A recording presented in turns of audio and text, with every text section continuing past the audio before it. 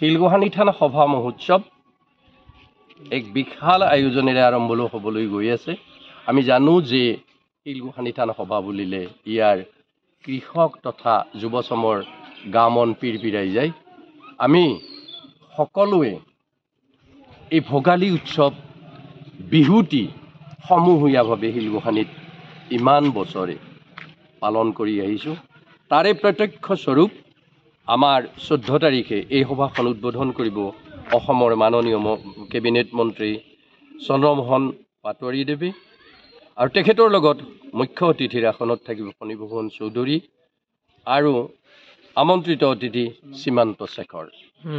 তেখেতসকলৰ অতি সুপৰামৰ্শ বলিৰে আমি আগত সভাখন সুন্দৰকৈ পৰিচালনা কৰিব পাৰিম বুলি ভাবিছোঁ।